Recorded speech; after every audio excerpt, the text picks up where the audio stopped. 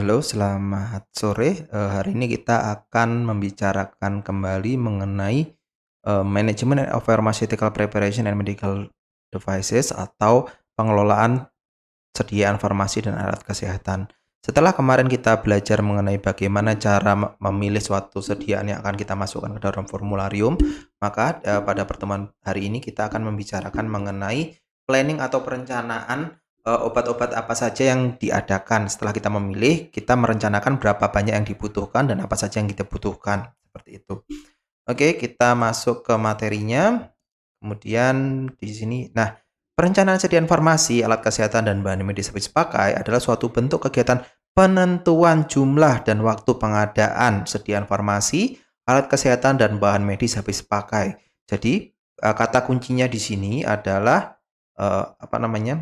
ada kata kunci yaitu adalah jumlah dan waktu pengadaan. Jadi, berapa banyak jumlah yang kita butuhkan, kemudian berapa kali pengadaan, apakah setiap bulan sekali, setiap minggu sekali, dan lain sebagainya.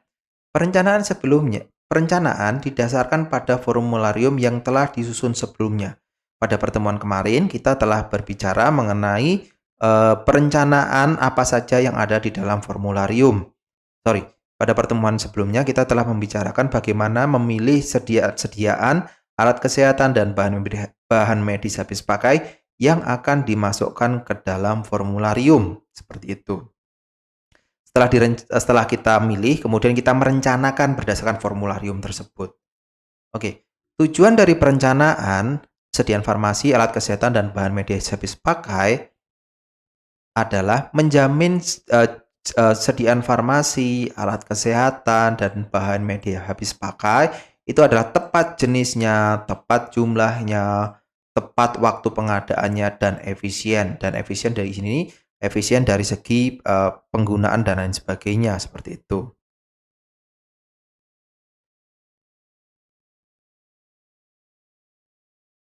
Oke.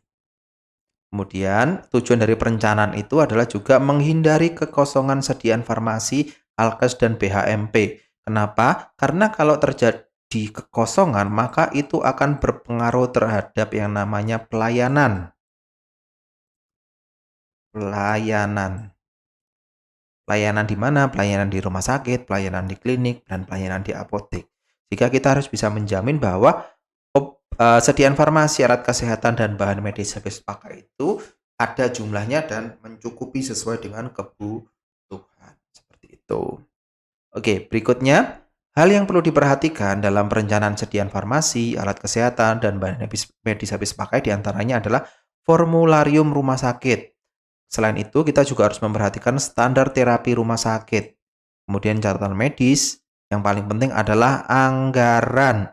Karena kalau anggarannya kita kurang, jumlahnya berkurang, itu juga akan berpengaruh terhadap jumlah obat yang harus kita adakan dan jumlah yang kita adakan itu juga harus efisien untuk memaksimalkan anggaran yang ada. Selain itu juga kita perlu memperhatikan yang namanya siklus penyakit. Sebagai contoh, misalkan kalau di apotek, karena saya punya pengalaman di apotek, pada saat lebaran itu yang paling sering adalah orang yang mengalami flu, ya, mengalami demam, batuk, kemudian juga hidung meler, kemudian juga sering mengalami banyak juga mengalami diare dan lain sebagainya. Nah, itu juga perlu menjadi perhatian dalam perencanaan sehingga kita tidak miss atau tidak salah dalam melakukan sebuah perencanaan seperti itu. Selain itu, kita juga perlu memperhatikan yang namanya sisa stok atau persediaan. Sebagai contoh, misalkan kita mau mengadakan namanya amlodipin. Amlodipin, ya. Kita mau mengadakan amlodipin, padahal stok di rumah sakit itu ada sekitar 1000 tablet. 1000 tablet itu masih cukup untuk untuk pelayanan selama misalkan selama satu bulan. Ya. Maka pada bulan ini kita tidak perlu mengadakan amlodipin tersebut. Kenapa? Karena jumlahnya ini masih cukup untuk 1 bulan. Kemudian kita juga perlu memperhatikan data pemakaian. Ya. Kemudian waktu tunggu. Kalau di Jawa khususnya kalau di Jawa di Jawa khususnya di Malang itu waktu tunggu itu biasanya relatif lebih singkat. Misalkan kita pagi order, sore sudah datang. Tetapi kalau untuk beberapa daerah perifer, misalkan seperti di kabupaten, itu biasanya memerlukan waktu 2 sampai dengan 3 hari. Bahkan ada beberapa kasus yang sampai membutuhkan waktu sampai dengan waktu 1 minggu.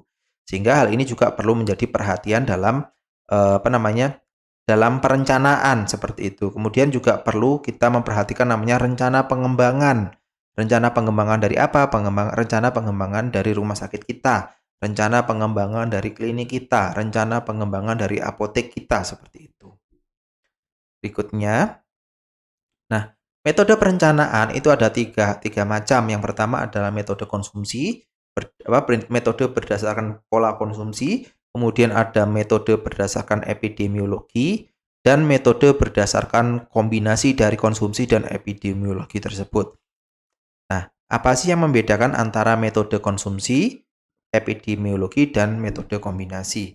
Perbedaannya adalah di sini.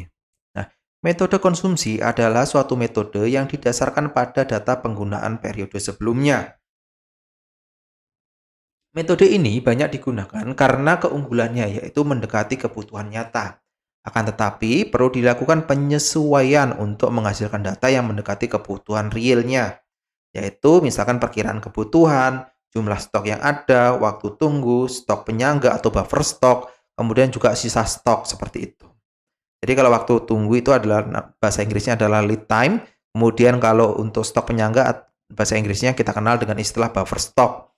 Jadi berapa banyak waktu yang harus berapa banyak jumlah obat yang kita tersisa untuk memberikan pelayanan secara optimal seperti itu. Sebagai contoh, misalkan di sini kalau kita ada grafik seperti ini, misalkan ini adalah waktu ini adalah jumlah, ya. Misalkan kita dan kebutuhan, misalkan kita ada kebutuhan untuk amlodipin untuk 1 minggu. Minggu itu ada sekitar 1000 tablet. Ya. Maka anggaplah di sini adalah batasnya adalah 1000. Ya. Maka kalau obat kita itu sudah ada sudah mendekati 1000, maka sebaiknya kita order langsung. Kenapa? Karena kalau misalkan 1000 ini kita biarkan, ya misalkan seperti ini, dia akan berada di bawah buffer stock. Misalkan kita cukup bertahan hanya punya waktu sekitar 1 minggu. Kalau misalkan waktu tunggunya itu kadang molor, maka ada kalanya kalau misalkan buffer stoknya ini habis, ya di sini habis, obatnya di sini habis, kita tidak bisa memberikan pelayanan kefarmasian kepada pasien kita. Sehingga sebelum buffer stok ini habis atau mendekati jumlah minimum, maka kita sebaiknya order lagi. Hal ini juga menyesuaikan waktu tunggunya. Misalkan kalau kita order berapa 4.000 tablet. 4.000 tablet itu waktu tunggunya sekitar 2 hari. Berarti waktu mendekati 1 minggu, ini masih ada waktu buffer stock, masih ada sisanya. Sehingga kalau kita pesan 4.000, maka jumlah obatnya sudah naik kembali sehingga aman untuk melakukan pelayanan kefarmasian kita. Seperti itu. Oke. Data konsumsi diperlukan untuk perhitungan dengan metode konsumsi, diantaranya adalah daftar nama obat, stok awal, stok akhir, data kekosongan obat. Maksudnya data kekosongan obat itu ada data obat apa aja yang kosong di pasaran dan juga berapa sih punya kita seperti itu. Kemudian rata-rata pemakaian dalam satu periode, misalkan berapa sih rata-rata pemakaian dalam waktu 1 bulan, dalam waktu 1 minggu, dalam waktu 3 bulan, dan seterusnya. Kemudian waktu tunggu untuk pengadaan itu butuh waktu berapa lama. Ya, kemudian ada juga yang namanya stok penyangga atau buffer stock. Kemudian pola penyakit atau pola kunjungan pasien itu juga harus diperhatikan dalam pengadaan. Oke. Next, rencana pengadaan obat atau perhitungan kebutuhan itu didasarkan pada pola penyakit atau perkiraan kunjungan pasien ke rumah sakit. Hal ini perlu diperhatikan dalam perencanaan. Dengan metode ini adalah lead time-nya, berapa lama waktu tunggu obatnya. Dari kita pesan sampai obatnya datang ke instalasi kita. Itu kalau berdasarkan metode epidemiologi. Jadi kalau epidemiologi itu relatif lebih simpel karena kita hanya memperkirakan obat, kita butuh obat apa aja untuk penyakit apa seperti itu. Nah, Hal yang perlu diperhatikan dalam pengadaan dengan menggunakan metode epidemiologi adalah yang pertama adalah data populasi penduduk, menghitung pola data dan frekuensi kejadian masing-masing penyakit per kelompok usia, menghitung jumlah jenis frekuensi darah yang berlaku di sarana pelayanan kefarmasian. Kemudian kita juga harus menghitung anggaran untuk perencanaan menyesuaikan anggaran dana yang tersedia. Jadi kita harus menghitung dana kita apakah cukup untuk mengadakan sediaan farmasi, alat kesehatan yang sesuai dengan kebutuhan kita. Kalau misalkan tidak ada, maka kita harus bisa menentukan skala prioritas mana yang harus kita dahulukan dan mana yang bisa kita tunda berikutnya seperti itu. Oke, itu untuk data epidemiologi.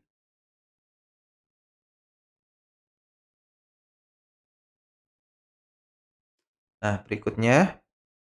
Nah, perencanaan sediaan farmasi, alat kesehatan, bahan medis habis pakai sebaiknya mempertimbangkan beberapa hal. Di antaranya adalah anggaran, prioritas, sisa stok, data penggunaan periode sebelumnya, waktu tunggu, rencana pengembangan dari unit rumah sakit. Jadi kita perlu mempertimbangkan anggaran karena ini adalah hal yang paling vital, ya.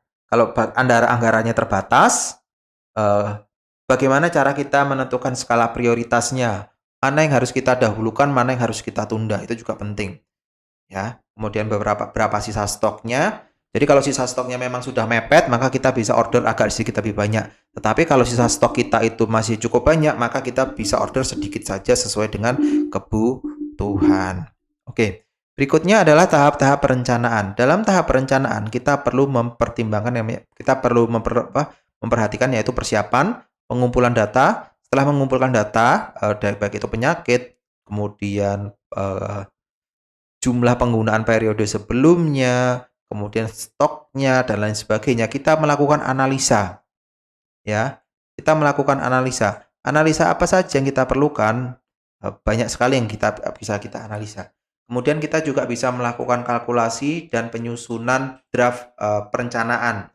Setelah melakukan penyusunan, kita bisa melakukan evaluasi kebutuhan, kemudian kita melakukan revisi. Setelah revisi tersebut selesai dan disetujui, maka kita bisa melakukan pengajuan pengadaan, baik itu pengadaan kepada distributor maupun ke gudang farmasi kabupaten untuk puskesmas seperti itu. Nah, evaluasi perencanaan kita ada namanya evaluasi ABC berdasarkan pola ABC atau nama lainnya adalah Pareto. Pareto atau berdasarkan Venn. Venn itu adalah vital,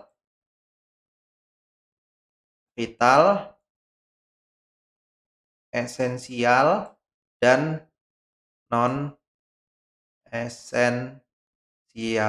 Serta kita bisa mengkombinasikan antara ABC dengan Venn seperti itu. Nah, apa sih ABC dengan Venn? Akan kita bahas di slide berikutnya. Nah, oke. ABC atau always better dan control itu adalah untuk melakukan evaluasi dari segi anggaran. Kalau misalkan kita memiliki anggaran yang terbatas, maka kita bisa melakukan evaluasi terhadap perencanaan yang kita lakukan sebelumnya.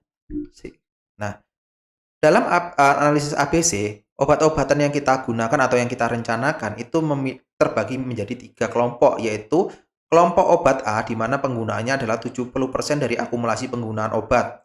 Kemudian ada kelompok B di mana penggunaan itu 75 sampai dengan 85%, bahkan ada yang sampai bilang dengan 90%. Di sini 75 sampai dengan 90%. Kemudian ada lagi kelompok C di mana penggunaannya itu sekitar 90 sampai dengan 100% dari akumulasi penggunaan obat seperti itu.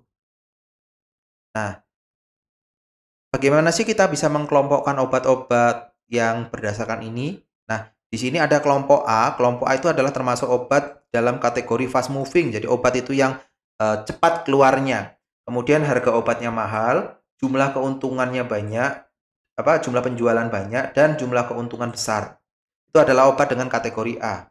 Kemudian ada lagi obat dengan kategori B, yaitu adalah obat dengan slow moving, obatnya itu tidak terlalu banyak terjual, kemudian harga obat itu cukup mahal, kemudian penjualannya sedikit, dan keuntungannya cukup tidak terlalu besar dibandingkan dengan obat yang A ini. Dia memiliki persentase sekitar 30%. Kemudian ada lagi obat C.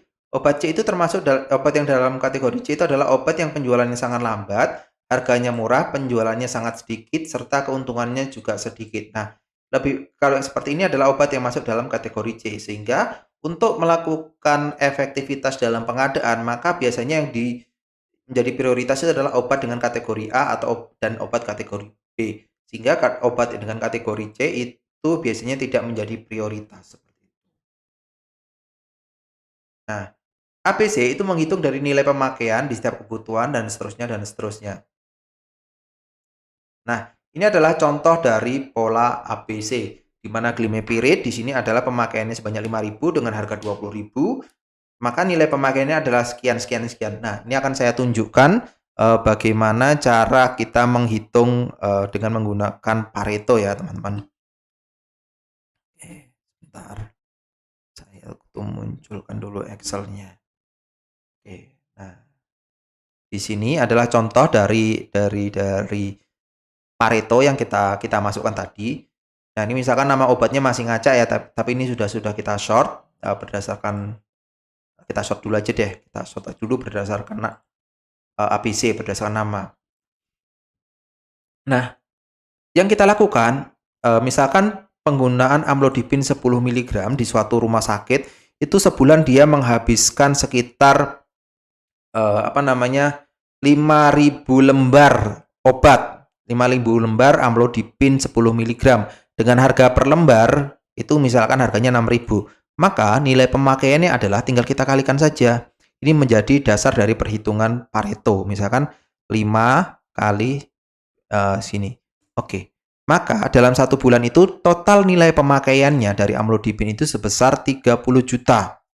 Nah, ini kita lakukan juga untuk semuanya. Oke. Misalkan seperti itu. Kemudian amlodipin 5 mg itu dalam 1 bulan itu dia digunakan sebanyak 10.000 lembar. Ya, sebanyak 10.000 lembar dengan harga per lembar sekitar 3.000. Maka dalam 1 bulan pemakaiannya adalah sekitar 30 juta. Amoxilin sebulan dia 5.000 lembar dengan harga per lembar sekitar 8.000, maka dalam 1 bulan amoxilinnya itu sekitar 40 juta. Kemudian yang menarik adalah di sini yang kita perhatikan juga jumlah pemakaian harga ya. Bener nggak? Oke. Misalkan di asam folat. Harga asam folat di suatu rumah sakit itu dalam 1 bulan itu cuma 100 lembar tablet. 100 lembar asam folat. Dan harga per lembarnya misalkan 300, maka dalam 1 bulan itu sekitar 30.000 dan seterusnya sampai dengan zinc, misalkan 100 lembar, harga per lembarnya 7.000 dan seterusnya. Maka setelah kita menghitung total pemakaian, kita jumlahkan ya semua pemakaiannya ini berapa. Ya. Misalkan di sini ada sekitar 372 juta.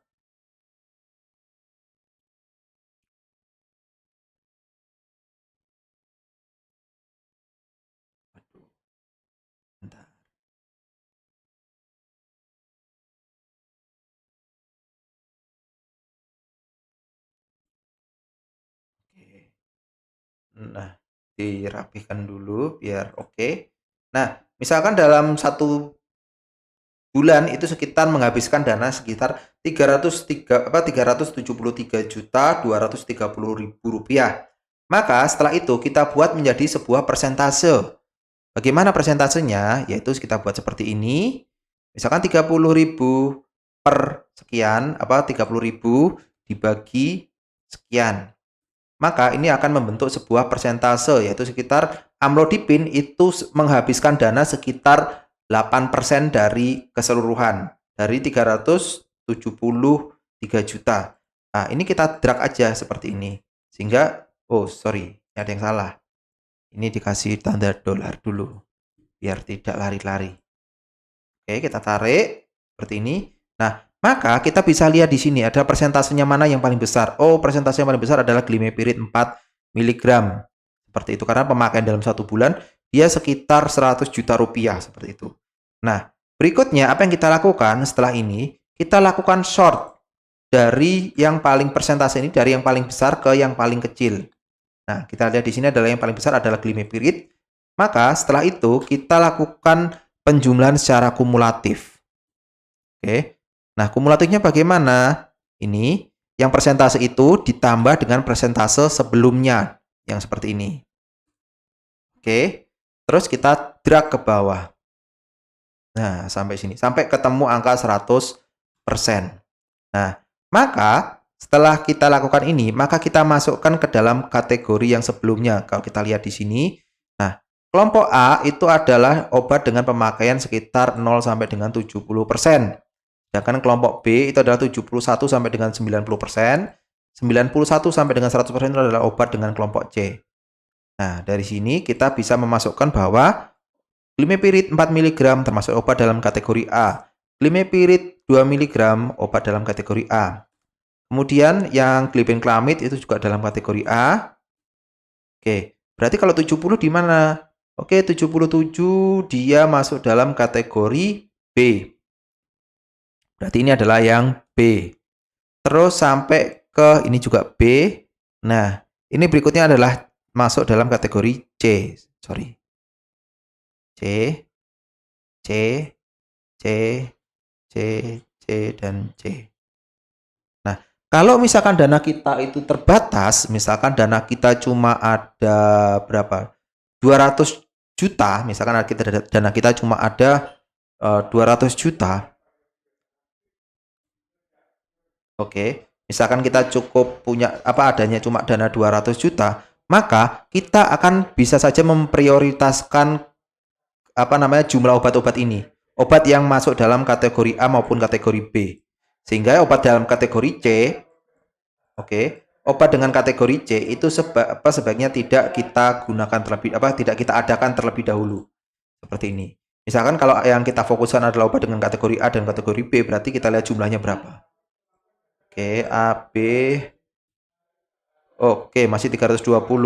Nah, kalau 320 mungkin kita bisa pakai ini aja, yang A sama glimepiride aja yang kita fokuskan karena dana kita juga cukup terbatas yaitu sekitar 200 juta rupiah. Seperti itu. Itu adalah untuk evaluasi dengan menggunakan metode ABC atau yang dikenal juga dengan metode Pareto. Seperti itu. Nah, berikutnya ada yang namanya analisis Venn. Venn itu adalah singkatan dari vital, esensial, dan non-esensial. Nah, vital, esensial, dan non-esensial itu dilakukan untuk melakukan evaluasi dari sisi terapi maupun dari aspek medis. Nah, analisis Venn itu didasarkan pada V itu adalah vital, yaitu adalah suatu obat-obat yang sangat penting dan bisa digunakan untuk menyelamatkan nyawa pasien. Walaupun harganya murah, kalau obat itu bisa menyelamatkan pasien, maka obat tersebut wajib harus ada. Karena apa? Karena dia bisa menyelamatkan nyawa pasien, seperti itu. Kemudian E, esensial adalah obat yang penting dan diadakan untuk penyakit dengan prevalensi tinggi dan banyak dibutuhkan dalam pelayanan. Sebagai contoh adalah amlodipin dan glibenclamid. Yang terakhir atau prioritas terakhir itu adalah obat